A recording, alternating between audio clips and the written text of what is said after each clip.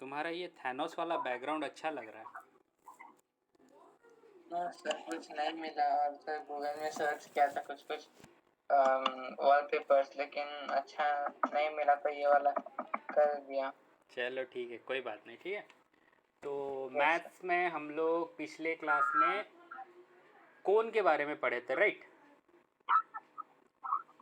Yes sir. तो basic idea आ गया कोन क्या है, कैसे इसके टोटल सरफेस एरिया वगैरह ये सब कुछ आ गया। Yes sir. सर बत आप कुछ कुछ क्वेश्चन दिए थे सर। हाँ बेटा, हो गया। नो सर, थोड़ा सा डाउट है सर उसमें। पूछो।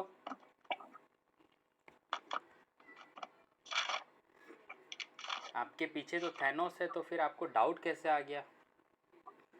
सर थैनोस भी कुछ नहीं जानता है सर। उसके पास तो सारे इन्फिनिटी स्टोन्स थे।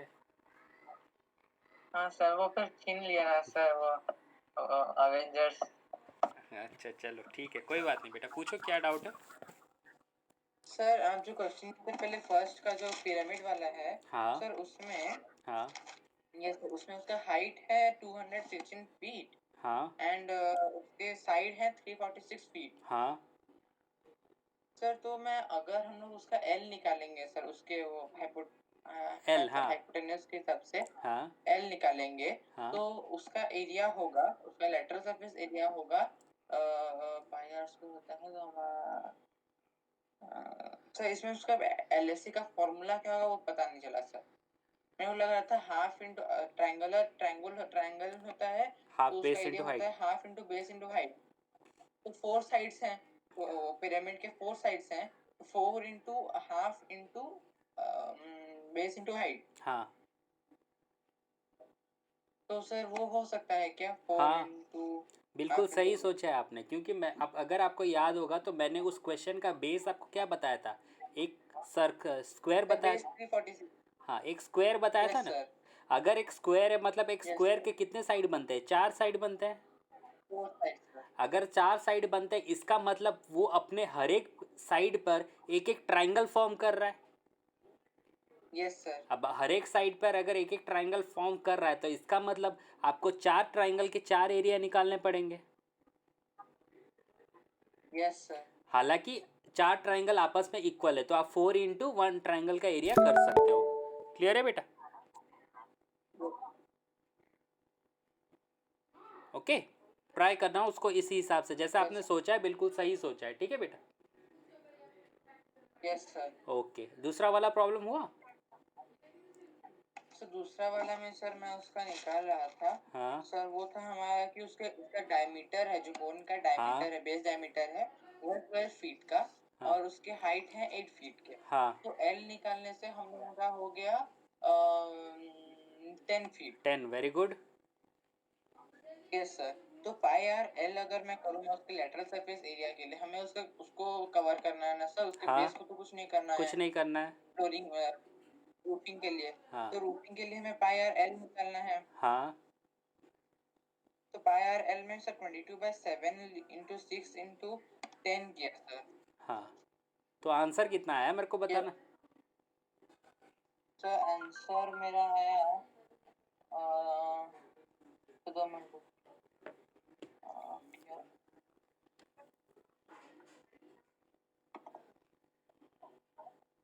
या 2 मिनट।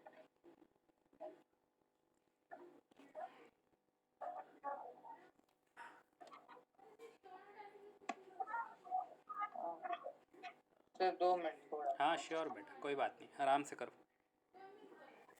Yes sir.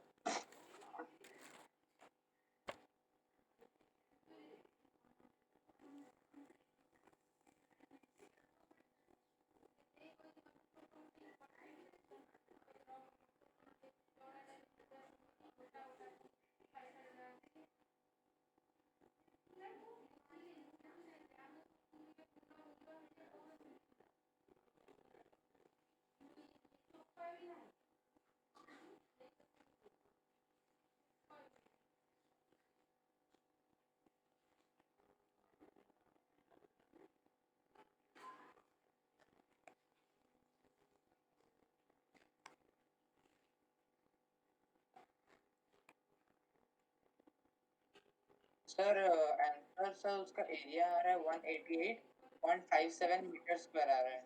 सही जा रहे हो, ठीक है। मीटर पर नहीं sir, square feet. Square feet आएगा, ठीक है बेटा। तो आप बिल्कुल सही जा रहे हो। तो लास्ट में मैंने आपसे पूछा होगा कि उसमें कितना चाहिए बोल के, ठीक है।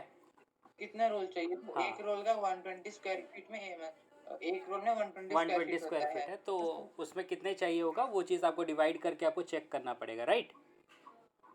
यस ठीक है, तो इसको अच्छे यस से थोड़ा ट्राई करना। बहुत अच्छा है, यस मतलब तुम इस टाइप के प्रॉब्लम अगर सॉल्व कर पा रहे हो तो इसका मतलब चैप्टर 13 में आपको कोई दिक्कत नहीं आने वाला, ठीक है। क्योंकि ये भी जो मैंने आपको बताया ये कंबाइंड यस सर सरफेस का मैंने आपको प्रॉब्लम दिया था, ठीक है।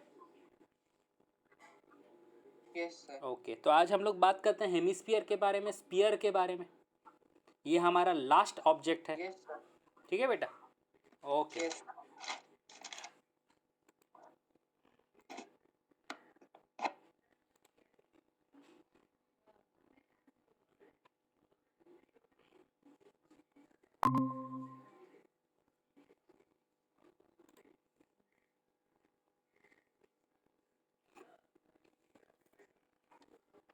सबसे पहले बेटा हम लोग बात करते हैं स्पीयर होता क्या है, ठीक है। यस सर ये स्पीयर क्या होता है ना, स्पीयर एक ज्योमेट्रिकल 3D शेप है, ठीक है। और ये राउंड शेप में होता है और जनरली 3 डायमेंशनल मतलब एक्स वाई जेड तीनों प्लेन में इसको दिखाया जाता है। तो मैथमेटिकली ये sphere is defined as a set of points that are equal distance from a common point in a 3 dimensional space. जैसे कि हम लोगों ने सर्कल को डिफाइन किया था, बिल्कुल उसी तरह एक स्पीयर को हम लोग डिफाइन करते हैं। बस इसमें डिफरेंस इतना आता है, जो स्पीयर का हम लोग मतलब जो सेट ऑफ पॉइंट्स को मानते हैं इक्वल डिस्टेंस, और वो equal distance from a common point in a 3 dimensional space में हम इसको मानते हैं, ठीक है बेटा। यस सर हाँ, तो ये जनरली अब डे टू डे लाइफ में आपके पास फुटबॉल हो गया, बास्केटबॉल हो गया, ये सारे एक स्पीयर है।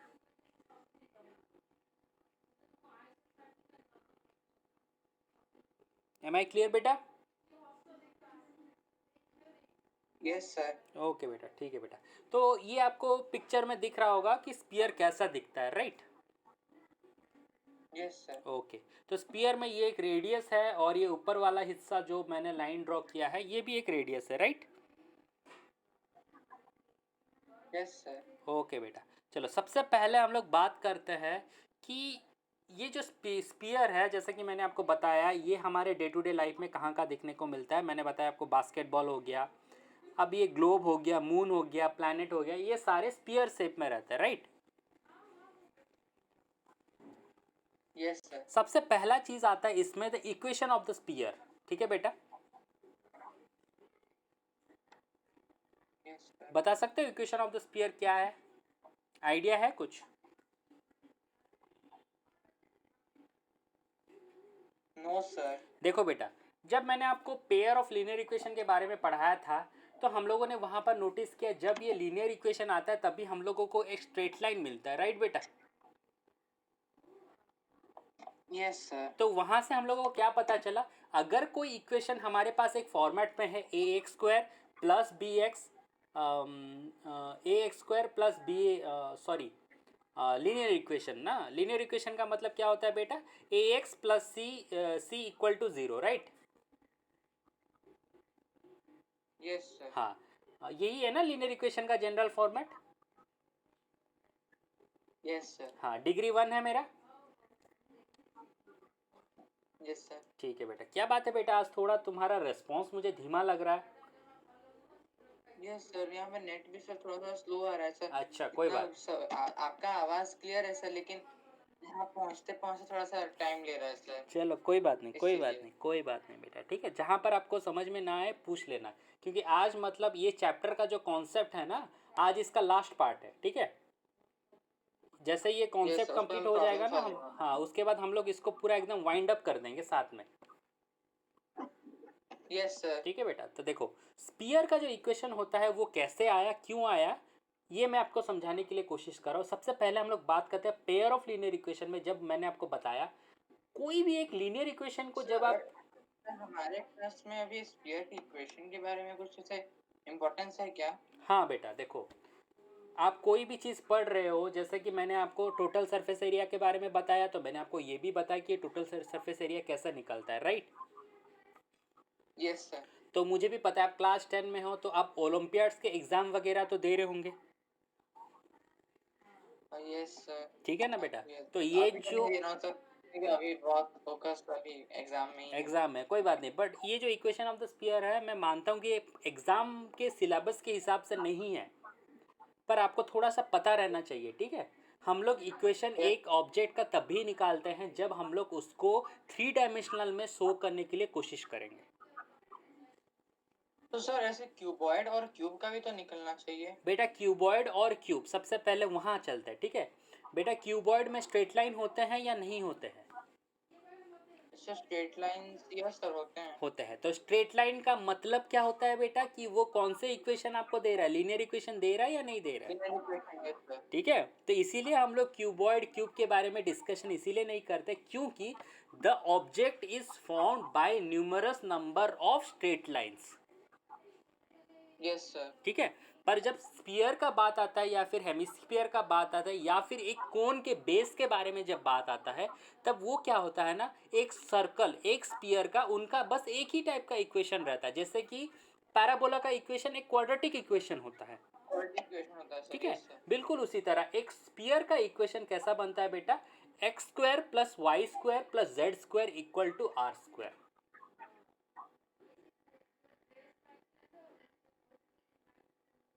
तो समझ में नहीं आया सर ये वाला बिल्कुल। जैसे कि बेटा आपको ये पता है, जो स्ट्रेट लाइन का इक्वेशन होता है वो एक लीनियर इक्वेशन होता है, राइट?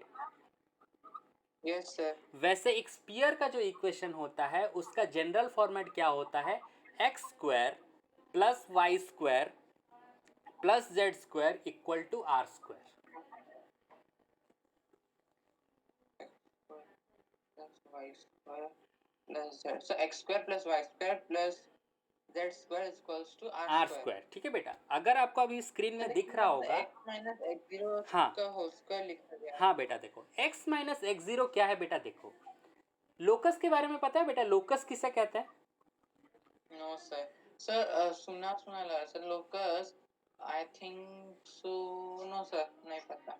कोई बात नहीं बेटा, लोकस नहीं पता, जैसे ही आप अपर क्लास में जाओगे, क्लास 11th में, जैसे आपका जो ज्योमेट्रिकल रिप्रेजेंटेशन वाला जो सेक्शन है, 3D वाला सेक्शन है, वहाँ पर लोकस के बारे में बहुत अच्छे से बताया गया है। फिर भी मैं आपको एक चीज़ बता देता हूँ, ठीक है? जो रेडियस रहता है यस ना सर। बेटा, उसे तो हम लोग आर मान लेते हैं, ठीक है? Yes sir. लोकस रहता है वो पॉइंट जो कि हम लोगों को एक सर्कल के आर्क को रिप्रेजेंट करने के लिए हमें एक 3D डायमेंशनल मतलब एक ग्राफ में हेल्प आता है।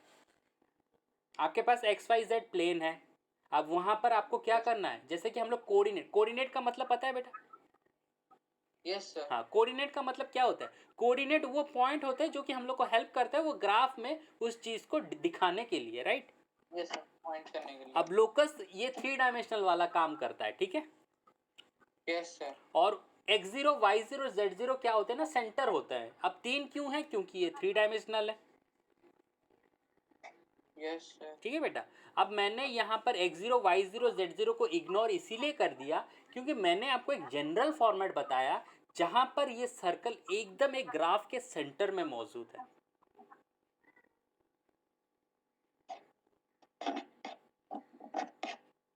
क्लियर है ये चीज?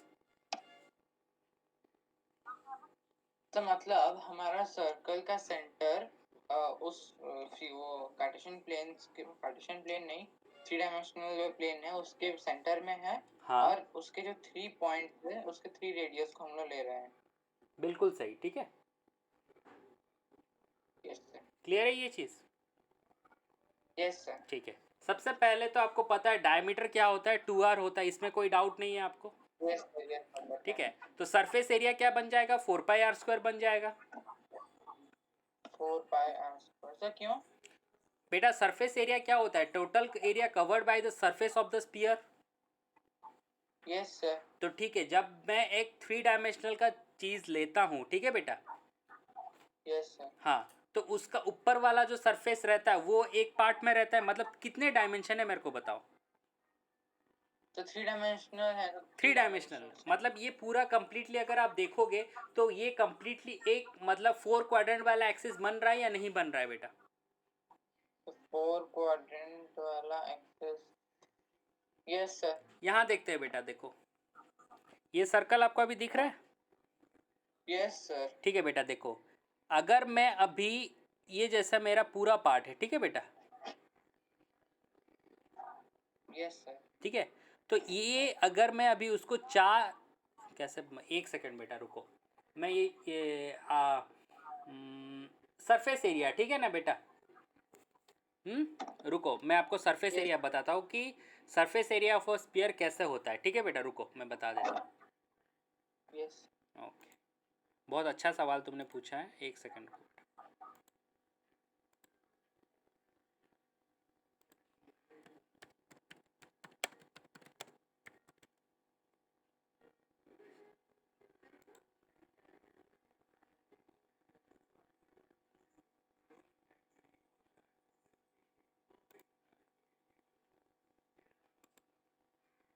Good grammar and spelling are important, but if you want to write essays that inspire,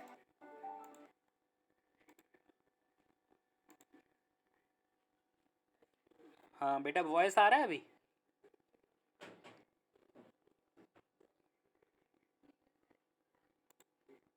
yes sir आ रहा है। हाँ ठीक है बेटा, ये देखो अभी आपको अच्छे से समझ में आ जाएगा, ठीक है? Yes sir. सर प्रेजेंटेशन दे रहे हैं। हाँ देखो, Some of you may have seen in school that the surface area of a sphere is 4 pi r squared, a suspiciously suggestive formula given that it's a clean multiple of the more popular pi r squared, the area of a circle with the same radius. But have you ever wondered why this is true? And I don't just mean proving the 4 pi r squared formula. I mean viscerally, feeling to your bones a connection between this surface area and these 4 circles. How lovely would it be if there were some subtle shift in perspective that shows how you could nicely and perfectly fit these 4 circles onto the sphere's surface? Nothing can be quite that simple, since the curvature of a sphere's surface is different from the curvature of a flat plane, which is why trying to fit, say, a piece of paper around the sphere, it just doesn't work. Nevertheless, I would like to show you 2 separate ways of thinking about the surface area that connect it in a satisfying way to these circles. The first comes from a classic, one of the true gems of geometry that I think all math students should experience, the same way all English students should read at least some Shakespeare. The second line of reasoning is something of my own, which draws a more direct line between the sphere and its shadow. And lastly, I'll share why this fourfold relation is not unique to spheres, but is instead one specific instance of a much more general fact for all convex shapes in 3 dimensions. Starting with the bird's eye view here, the idea for the first approach is to show that the surface area of the sphere is the same as the area of a cylinder with the same radius and the same height as that sphere. Or rather, a cylinder without the top and the bottom, what you might call the label of that cylinder. And once you have that, you can unwrap that label to understand it simply as a rectangle. The width of this rectangle comes from the cylinder's circumference, so it's 2 pi times r. And the height comes from the height of the sphere, which is 2 times the radius. And this already gives us the formula, 4 pi r squared, when we multiply the two. But, in the spirit of mathematical playfulness, it's nice to see how 4 circles with radius r can actually fit into this picture. The idea will be to unwrap each circle into a triangle without changing its area, and then to fit those... कुछ समझ में आया बेटा अभी? Yes sir, वो 2 veg बता रहे थे। एक तो उसके सर्कल को कवर करके एक सेकंड कवर कर रहे हैं, मतलब एक सेकंड बेटा वो 2 वेज नहीं है, ठीक है? यहाँ पर थोड़ा अपने आप को करेक्ट करो।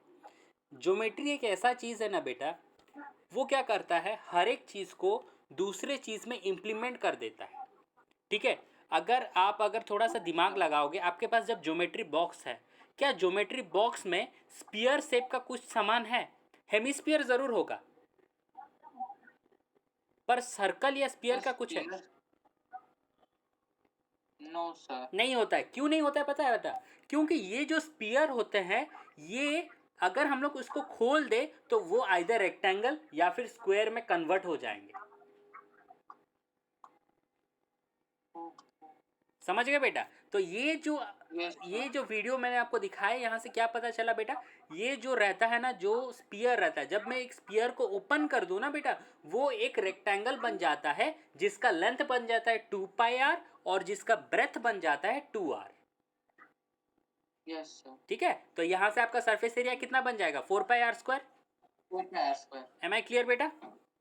Yes sir. ओके बेटा, ठीक है बेटा। दिक्कत ये है ना बेटा, अगर बोर्ड रहता ना तो मैं आपको और अच्छे से समझा सकता था, पर हमारे पास तो बोर्ड है नहीं, तो इसीलिए जितना हो सके मैं आपको इसमें समझाने के लिए कोशिश कर रहा हूँ। ठीक है बेटा? चलो ठीक है, कोई बात नहीं। सरफेस एरिया बारे में आपको पता चल गया। फिर हम लोग थोड़ा बात कर लेते हैं वॉल्यूम के बारे में। ठीक है बेटा? Yes sir. वॉल्यूम क्या होता है बेटा? वॉल्यूम होता है 4/3πr³। ठीक है बेटा? Yes sir. और ये वॉल्यूम का सबसे जनरल चीज़ है जिसका डेरिवेशन आपके इस क्लास में नहीं है, हायर क्लासेस में होगा। इसके डेरिवेशन को हम लोग जनरली आर्किमिडीज प्रिंसिपल के हिसाब से निकालते हैं। ठीक है बेटा? Yes sir. बड़ा ही इंटरेस्टिंग प्रूफ है, पर ये प्रूफ मैं करवा के आपको मतलब अभी बोर नहीं करवाऊंगा क्योंकि ये आपके सिलेबस में नहीं है। ठीक है बेटा? मतलब अगर मैं समझ नहीं पाऊंगा तो उसमें कंफ्यूज हो जाऊंगा और वो डाउट हाँ, निकल इसीलिए जाएगा। बेटा, तो क्योंकि बेटा स्पीयर का जो कंडीशन होता है ना, हम लोग जनरली जब भी मतलब एक हमेशा बेटा ध्यान में रखना, ये सब प्रॉब्लम जब अभी आप करते हो ना बेटा, आप हमेशा उस चीज़ को ओपन अप करने के लिए कोशिश करो। जैसे कि एक स्पीयर को जब आप रेक्टेंगल में ओपन कर दे तो देखो आपका कितना आइडिया अच्छे से बन रहा है। Yes sir. बन पा रहा है कि नहीं? तो वही चीज़ को थोड़ा अगर आप दिमाग में लगा लोगे ना तो वही चीज़, इसीलिए मतलब ज्योमेट्री में ऐसे फिगर्स है जो कि जनरल हमें कहता है ना, the origin of all the geometry is from a straight line. अब स्ट्रेट लाइन से क्या आया बेटा? रेक्टेंगल और स्क्वायर आए। अब इस रेक्टेंगल और स्क्वायर से ही सारे ऑब्जेक्ट बने हुए हैं। ठीक है?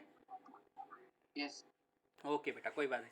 वॉल्यूम पता चल गया, टोटल सरफेस एरिया आपको पता चल गया, राइट बेटा? Yes sir. ओके बेटा, ये हो गया पूरे स्पीयर के बारे में। पर आपके जो सिलेबस के हिसाब से हम लोग को जनरली थोड़ा बहुत हेमिस्फीयर के बारे में जानना है। ठीक है बेटा?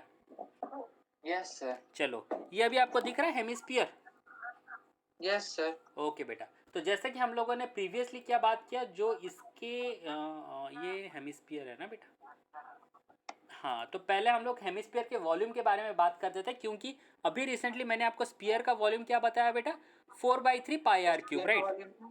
4/3πr³। तो उसके हेमिस्फीयर का क्या होगा बेटा? तो हेमिस्फीयर उसका हाफ है, हाफ तो है हाफ ऑफ 4/3πr³ क्यूब। तो सर ये हो जाएगा 2/3। वेरी गुड बेटा, ठीक है बेटा?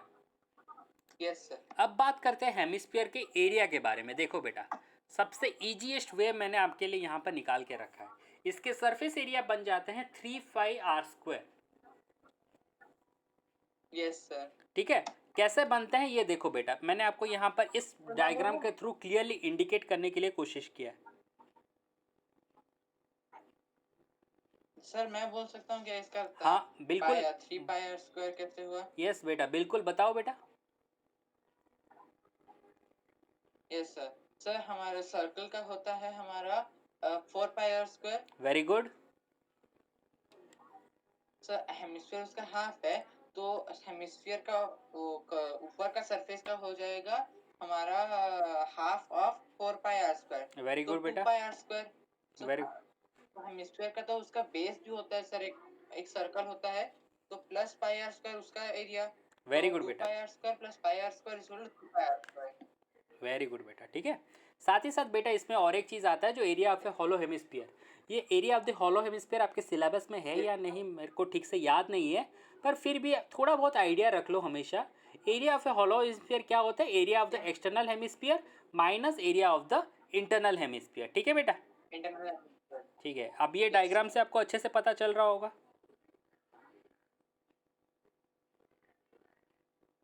Yes sir. ओके, ठीक है। चलो, रियल लाइफ में अगर मैं आपसे Yes. पूछूं कि हेमिस्फीयर का एग्जाम्पल क्या है, तो क्या बताओगे आप? सर रियल लाइफ में हेमिस्फीयर स्फीयर्स के सर कोकोनट शेल्स देखे हैं सर? हाँ वेरी गुड बेटा, कोई बात नहीं, चलो ठीक। कोकोनट शेल्स होते हैं और भी बहुत सारी चीज होते हैं सर। ओके बेटा, कोई बात नहीं। अब हेमिस्फीयर का भी जो कॉन्सेप्ट है उसको भी थोड़ा आप समझ लो, इसके लिए भी मैंने आपके लिए एक छोटा सा वीडियो रखा है, ठीक है बेटा? Yes sir. ठीक है, ये वीडियो देखकर आज हम लोग क्लास ख़त्म करेंगे, ठीक है? एक सेकेंड बेटा, मैं दिखा। Yes sir.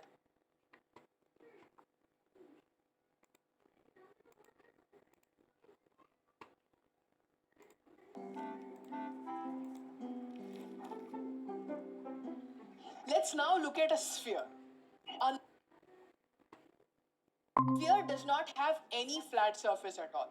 A sphere, if you look at it, has just a curved surface, right? So there'll be no concept of flat area. The total surface area and the curved surface area for a sphere will be one and the same, right? Will be exactly the same because you see here the sphere has only a curved surface. It does not have any flat surface. Now, how can we visualize a sphere, right? Let's take a semicircle.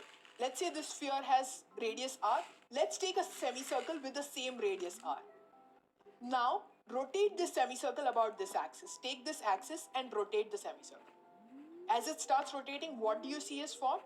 A sphere, right? A sphere is formed. So, when we rotated a rectangle, a cylinder was formed. When we rotated a triangle, a cone was formed. When you rotate a semicircle, a sphere is formed. Now, similar to the cone, if you look at these rings, right? The rings formed by each point on a semicircle have different radii, right? The largest one has a radius r, the smallest one has a radius 0, right? All of these rings have different radii. Now you'll also see that this surface is not linear, right? So we cannot use a simple average the way we did for the cone. Finding the average requires some advanced mathematics, calculus, right? Which you don't need to know right now. So since we are not able to find the average radius, let's try to use an experimental method instead. Let's take the same sphere and let's try to wrap the sphere with a thread, right? Take a thread and wrap the sphere around. What we are actually creating is the rings that we visualized earlier. We are now actually forming them using the thread. We have the entire sphere wrapped up. Now, let's see whether this same amount of thread can wrap a circle. Let's now take a circle with radius same as the radius of the sphere with same radius r. Let's take the same thread and start wrapping around the circle, right? We've wrapped around this circle. We still have a lot of thread left. Let's take one more circle with the same radius, right? Let's wrap this circle around. We still have thread left. Let's take one more circle. Put the thread around it. Once you finish wrapping the circle, you still have some more thread left. Let's take one more circle. Start putting the thread around this circle. When you finish it, you'll see that the entire thread is over. So what you see is that the thread required to wrap this one sphere is equal to the thread required to wrap these 4 flat circles, right? Now, all of these circles had the same radius r as the sphere, correct? So, the area of each of these will be pi r squared. Area of each of these circles will be pi r squared, right? So, the total area is 4 pi r squared, which means that the area of this sphere will be 4 pi r squared, right? So, the area of the entire sphere will be 4 pi r squared. The entire surface is curved. So, this 4 pi r squared is both your curved surface area as well as your total surface area. Instead of a sphere, if you now have hemispheres, if I split this into two parts, each of them will have a area of 2 pi r square, right? Half of 4 pi r square. So that's how you will calculate. बेटा video कैसे लगा बताओ? अच्छा था sir. तो easily ये understand हो concept गया। आपको अभी समझ में आया स्पीयर का क्या है? Yes. ओके बेटा, ठीक है। तो ये था आपका ओवरऑल इस टॉपिक में जो हम लोग जितने सारे ऑब्जेक्ट को यूज़ करने वाले हैं, इनके कर्व सरफेस एरिया वॉल्यूम वगैरह अब तक हम लोगों ने सब कुछ डिस्कस कर लिया, ठीक है बेटा? Yes sir. तो कल के क्लास में मैं आपको चैप्टर 13 में हम लोग प्रॉब्लम डिस्कस करेंगे और इस पूरे चैप्टर को मतलब वो अभी इजीली ख़त्म हो जाएगा आपका। Yes sir. क्लियर है बेटा? तो कोई डाउट है अभी इस टॉपिक में अब तक? No sir. ओके बेटा, ठीक है। तो आज के लिए इतना ही बेटा। Yes sir. Okay, thank you, Bye sir. Bye.